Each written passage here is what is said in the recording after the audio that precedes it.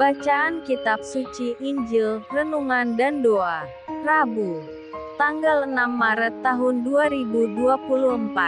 Aku datang bukan untuk meniadakan hukum Taurat atau kitab para nabi, melainkan untuk menggenapinya. Inilah Injil suci menurut Matius. Bab 5 ayat 17-19. Janganlah kamu menyangka bahwa aku datang untuk meniadakan hukum Taurat atau kitab para nabi. Aku datang bukan untuk meniadakannya, melainkan untuk menggenapinya.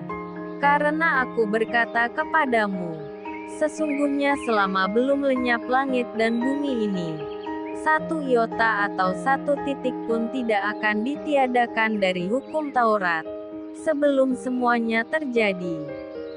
Karena itu siapa yang meniadakan salah satu perintah hukum Taurat sekalipun yang paling kecil, dan mengajarkannya demikian kepada orang lain, ia akan menduduki tempat yang paling rendah di dalam kerajaan sorga. Tetapi siapa yang melakukan dan mengajarkan segala perintah-perintah hukum Taurat, ia akan menduduki tempat yang tinggi di dalam kerajaan sorga.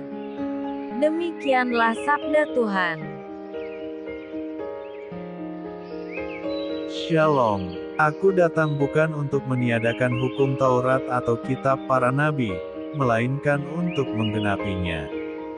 Injil hari ini, Matius bab 5 ayat 17-19, perihal Yesus dan hukum Taurat. Pengajaran Yesus yang radikal dan penuh wibawa ini mengandung reaksi dari para muridnya, seolah-olah Yesus mau meniadakan hukum Taurat dan kitab para nabi. Yesus menegaskan bahwa Dia datang justru untuk menggenapi apa yang kiranya telah bercacat karena secara tidak sempurna oleh ahli-ahli Taurat. Yesus mengajarkan para muridnya untuk memahami, menghayati, mengamalkan, serta mengajarkan hukum Tuhan dalam keutuhannya.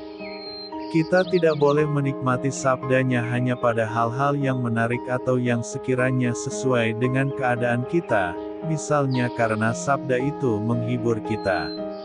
Kita tidak boleh mengabaikan bagian-bagian dari sabdanya yang mengecam atau menuntut perubahan sikap hidup yang radikal dari pihak kita.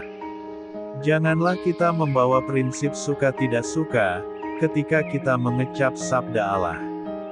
Karena hal itu akan membatasi kita untuk menimba kekayaan sabda Allah, bahkan mengurangi kekayaan dari sabda itu.